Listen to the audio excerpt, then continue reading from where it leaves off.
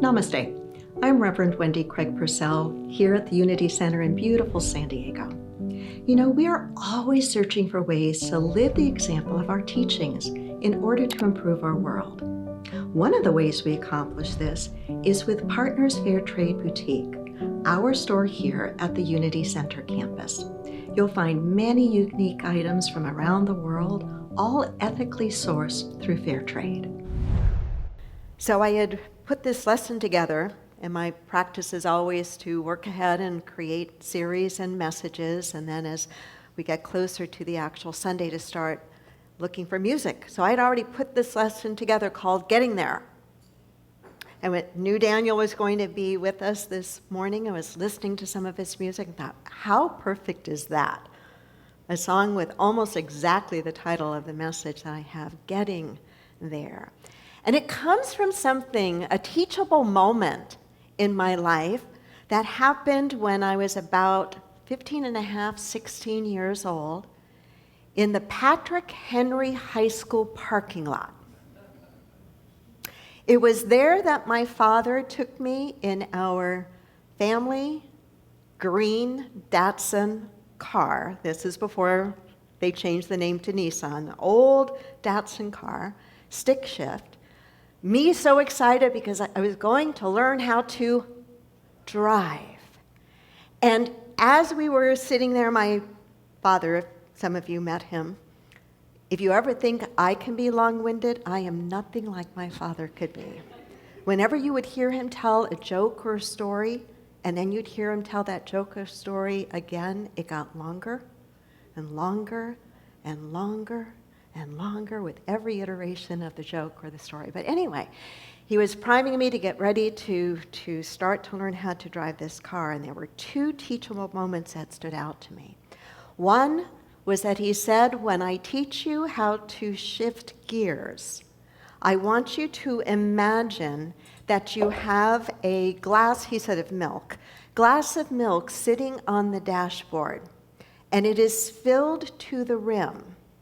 And your goal when you shift gears from first to second and second to third and third to fourth is to not spill a drop of milk. And you wonder why I am the way I am? I don't know that I ever learned to do it without spilling a drop of milk, but it was a teachable moment of powerful visual for being able to learn to shift gears with smoothness, with steadiness. And the other that he said to me, and these were words, not a visual, that it is much easier to steer a moving car than a parked one. Much easier to steer a moving car than a parked one, right? And then he gave me this long lecture about if you are steering the car, you know, and you're trying to steer it, but you're parked, you're going to wear the tires out and all of that. And these were things that just really, obviously, all these years later, made an impact on me. And I thought, you know, as I got older and as I got into unity and into personal growth and into spiritual development, I thought, wow, there's a lot in this simple thing called driving a car that is a powerful metaphor for navigating through our life. Navigating through our life. Most of us want to get somewhere, right? Wherever we are, we want to get somewhere. No matter where we are and how hard we've worked to get there, there's still another horizon, there's still another goal, there's still another dream, there's still another something we want to get to. You know, sometimes it's I want to get to finding my life partner, or I want to get to a completely different career, or I want to get to retirement, or I just want to get to Friday and the weekend. But something we want to get to, right? And within our unity teachings, we have the tools and the techniques, I believe, to help us be able to get there. But we've got to realize that it's more than just identifying where we want to get to or what we want to achieve, that even making a clear-cut decision about that is not enough. Because a decision to get somewhere is not the same thing, what? as getting there. Getting there requires, as I've said many times before, getting up off our affirmations, up off our meditation mat, and taking what we've gained from our meditation time, from our affirmation time, from our prayer work, our visualization, and using it to help us get in gear to move forward in our life. So I want to share with you 4 things that seem to get in our way, and then some ideas on things that we need to remember. The first is this: we don't get there because we never put the car in gear to begin with. We're just sitting there visualizing and affirming, and we're asking our prayer partner, and we're journaling, and we're writing it all down, but we never actually put the car in gear. I love Nike's simple message. What is it? But I don't think that their marketing department meant it to sound like just do it. Their marketing department probably meant for us to take those words with great energy. Just do it, right? Just do something. Just get up and move in at least the general direction. We never put the car in gear. Another reason that sometimes we don't get there is we have a fear of getting lost or failing, right? Fear of getting lost or failing. We don't want to ask for directions. Do you have any of you have a partner, or have you ever had a partner that has this thing about admitting they're lost and needing to ask directions? Can anybody relate to that? Anyone have a partner who doesn't trust the GPS in the car? Mike, I won't say any more about that in my own life, but it seems like some of us just have this challenge, right? With admitting, hey, I'm lost, and we need to reframe it. I'm not lost. John, fill in the blank for me. I'm not lost. I'm just exploring, right? To reframe it, but to admit I might need a little navigation help in my exploration, right? Right? The fear of getting lost, the fear of failing. What I know to be true is any worthwhile place to get to in life, any worthwhile goal to achieve is not going to be gotten to or achieved through a straight line. It's not going to be gotten to or achieved without getting lost along the way, having some problems along the way. And the more we can be okay with that, the more we can kind of be forewarned, spiritually forewarned about that, then I think we won't feel knocked down when it happens. We can go, oh, okay, well, that's kind of par for the course. That's kind of par for the course. I'm lost. I'm going to reframe it and say I'm exploring. I'm going to ask for help or directions. If I need it, I'm going to ask with humility, hey, I don't know how to handle this. Makes sense, right? Right? A third reason we don't get there, we've got a general idea of where we want to go, but not exactly. Well, to that I say, kind of join the human race. We have a general idea of where we want to go, but not exactly. But that's okay. If we can just kind of aim in the general direction and use whatever momentum we've generated, we'll find that we gather ideas and information and insight along the way that can help redirect us, right? It's so hard to try to figure it all out before we ever put the car in gear. Does this not make sense? Right? So to realize that we may not have it all figured out at the get-go, but as long as we can have some sort of general idea, and then be open along the way to the input of life, the input of circumstances, the input of information we receive that may kind of direct us in one way more than the other. There was a Harvard Business Review study done of millionaires. And one of the things that they studied about these millionaires, it was a group of millionaires who were entrepreneurs. They had earned their money in an entrepreneurial endeavor. But what the study found was that over 85% of them, that's a pretty high statistic, right? Over 85% of them became successful, not in the original thing they set out to do. Take that in for a moment. I think that's significant.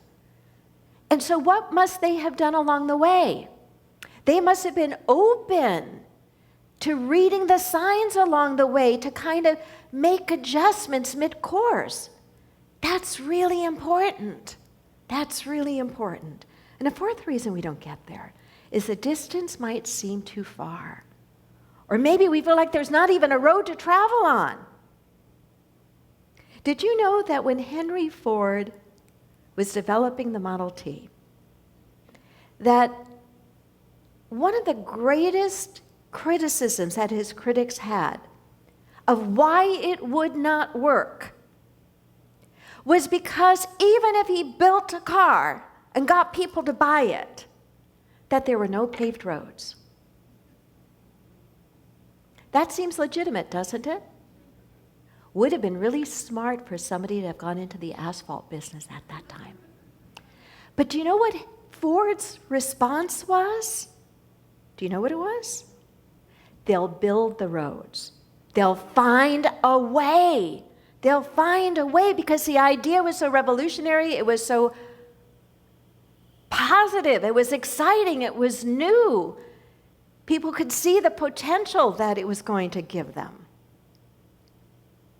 And when there's a need, a bright mind will come in and identify, it's not a problem, it's an opportunity.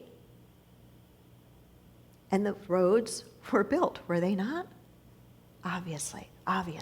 So what do we have to watch out for? So if we're ready to leave Patrick Henry parking lot, we're ready to put the car in gear, we're ready to go, there are still some things to watch out for, right? Here are a few of them. Going so slow that we lose our edge or our balance. Going so slow that we lose our edge or our balance. How many of you can remember learning to ride a bicycle? How many of you ever learned to ice skate or to roller skate or rollerblade? Remember when that was all the rage? Don't see it a whole lot anymore like you did there for a while. One of the things that's so true about those activities is if you go too slow, it makes it harder. Try to imagine balancing on a two-wheel bike with your feet on the pedals and not moving. I know there's a whole law of physics around this, and I don't remember it, but I do remember it from experience. I remember my father teaching me to ride that two-wheel bicycle, taking eventually those training wheels off, and saying to me, I will guide you along the way, I'll run alongside you, and when you get going fast enough, I'll let go. And I thought, no, you're not. I don't want you letting go when I'm going faster. It's something I don't even know that I can do at all. But he was right. Easier to balance with some momentum. What else do we have to watch out for? If we're driving a car, well, nowadays I have to make kind of a caveat here. In most cars, we have to watch out running out of gas. Or if you drive an electric car, watch out running out of juice in the battery, right? There's a certain capacity. And when that capacity gets to zero or very close to zero, what do we have to do? Fill the tank or plug the car in, right? Do you get the connection with ourselves here? Right? We need to fill our own tanks. Somebody close to me years ago said, Unity, the Unity Center, was then called the Church of Today, isn't really a church. Yeah, it's a spiritual community, but I think you ought to call it the Attitude Adjustment Center. Isn't there? There's a lot of wisdom or a lot of resonance, I think, with that. I believe that no matter what Unity Church you go to, what New Thought church you go to, that you're going to leave from that experience, having had your attitude tweaked up a bit, you're going to leave feeling more energized, more uplifted, more positive about the possibilities in your life. The challenging thing for us, I think, though, is that too often as human beings, we let those reserves run too close to empty. And we don't maintain and keep a healthy flow of that juice in us. And I really do believe that spiritual community is the answer to that. That when we come together, and when we are listening to music together, and we are listening to a message together, and we are listening to a meditation together, that there is an energy that is amplified, and it's like the gas goes from low-level gas to high octane. That there is something that we pull in that can refill us, and that we need that refilling. And sometimes we walk into a place like this or tune in online, and our batteries are full and our gas tank is full. And it's like icing on the cake then. And I almost think that in those times then our abundance of energy, our abundance of fuel is a blessing to those that we might be sitting next to that are really struggling right now. Don't ever be fooled when you look around and you see people you know here and that you love here. Unless you're very, very close, you may or may not know if their tank is running low. If they may or may not need the very thing that you have, a little bit of your energy, a little bit of your support, a little bit of your love, a little bit of your encouragement. I believe deeply in the necessity of Sangha to help us with that. We have to watch out for flat tires too, right? There can be sharp things in the road. And flat tires are annoying.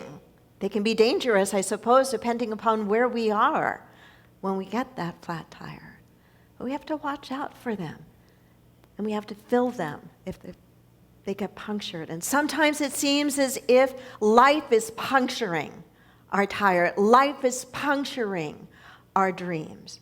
And we can fill that hole with bitterness and a sense of failure, or we can fill that hole with a sense of perspective and faith and optimism.